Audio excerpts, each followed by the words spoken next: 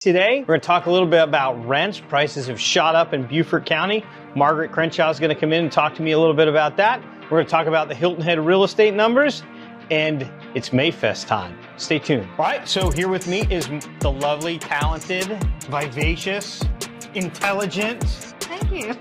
all-knowing Margaret Crenshaw. Not yet, not yet. Well, we learn a lot from you every day in the office about real estate too. Thanks for having me here today. It's so good to see you.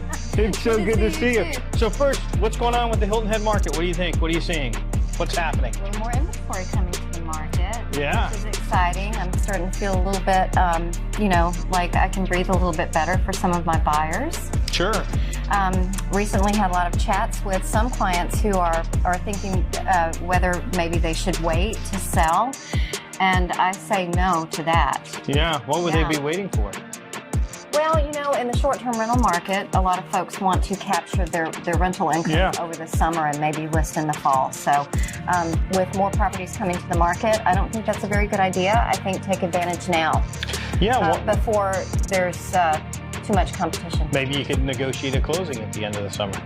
Get the best of both worlds. Yes, that's actually what I'm thinking. See, all-knowing.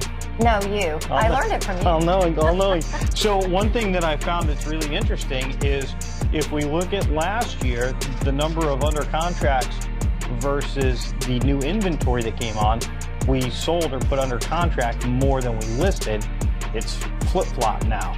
Now we're selling less than's coming on the market year to date. I just heard an audible exhale from like 1,200 realtors on the island. Yeah. Did you hear that? Yeah, it's funny. It wasn't a few years ago that we had part of our business plan was to get listing extensions because the property would be on the market 6 months and we'd have to request the seller extend the listing. Now we're not doing that anymore. And we're exhaling that there's more inventory. Things aren't selling right away.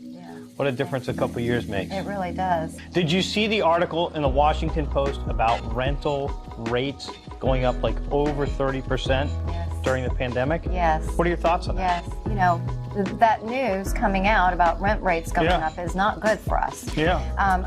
Personally, I can tell you that the current apartment that I lived in prior to purchasing my condo, in 2014, I rented for $950, and I think I was given a $50 per month discount because of being Margaret. I don't know, whatever. And over the 7.5 years that I lived there, my rate went up, as it should. Normally. And at $1,295, or basically $1,300 last year, it was raised to $1,600. Wow. On January 1st of this year. And then, of course, I've moved out, and the current renter who replaced me is paying $1,900. Wow.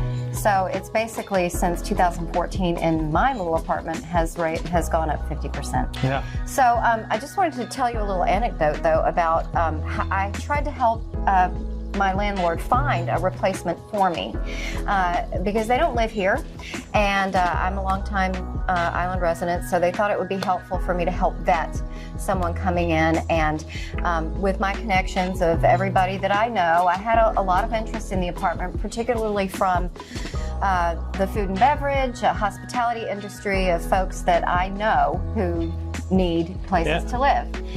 And at whatever point, we decided to list it also on Zillow so we could have a broader base of applicants. So this is a twofold story. Number one, if you're going to put your property for rent on Zillow, get ready for the phone calls.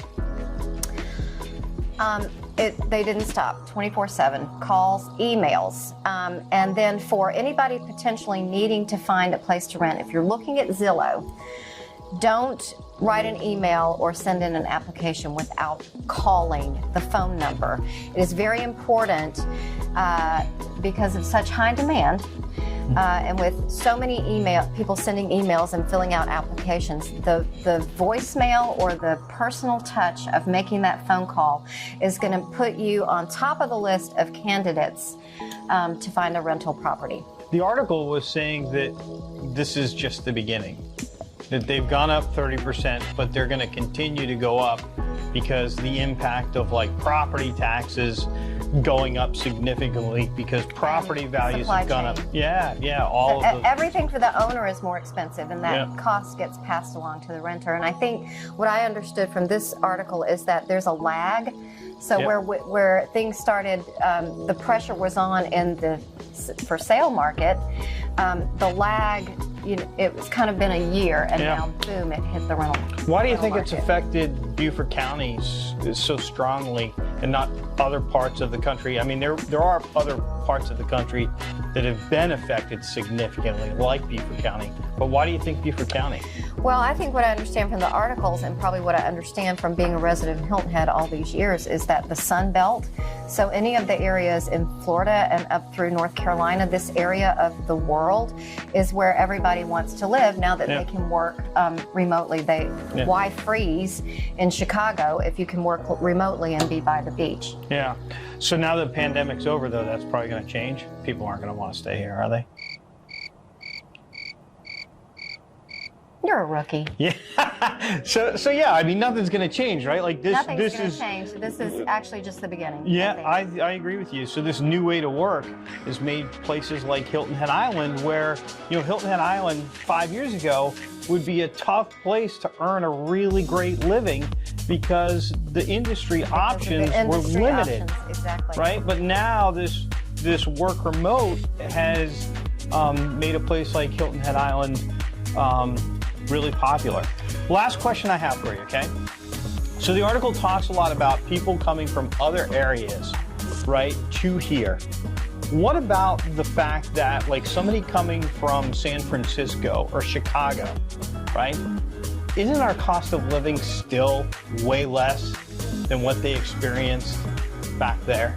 Yes, when I read the article and it pointed that out, that why freeze in Chicago when you can work from warm, sunny South Carolina, and your cost of living is going to be cheaper? It kind of startled me for a second, because I do know that our workforce here, the hospitality workers, this is in a lot of cases right now not affordable. So we are experiencing a crunch on that. On those folks. On those folks. So as our folks who are working in other industries are coming to the island and pushing our service workers out, then it affects all the industries: golf, tennis, restaurants, all the industries. If Margaret could, and I know you have a couple magic wands, but if you took one of your magic and a crown and you waved it and solved this problem, how would you solve it? Affordable housing.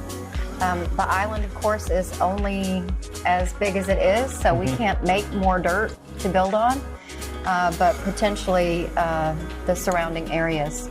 More housing. More housing and better transportation if we're going to move more people off the island too, right? Very good point. Yeah. Yep.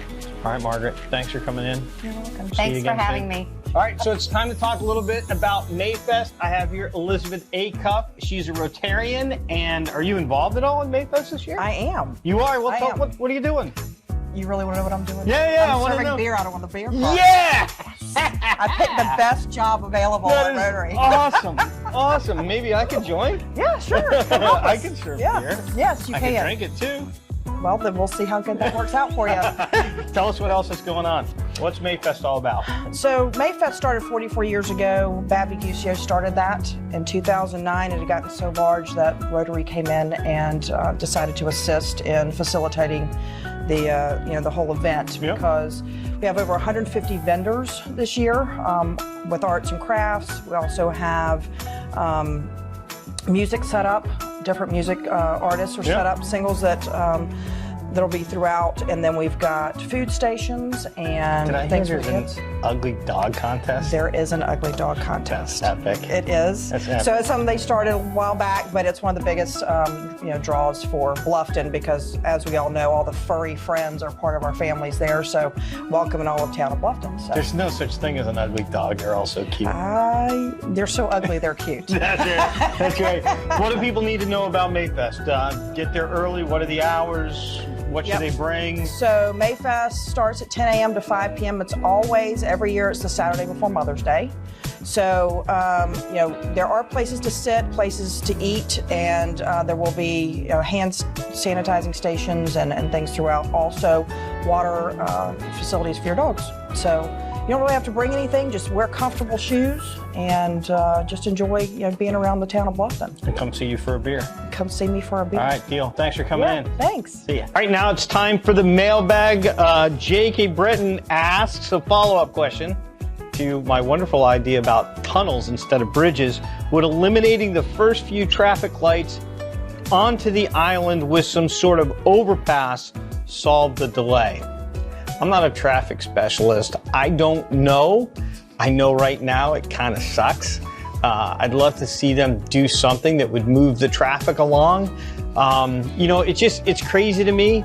If we're gonna have a bunch of lanes, why can't we shift the lane back and forth?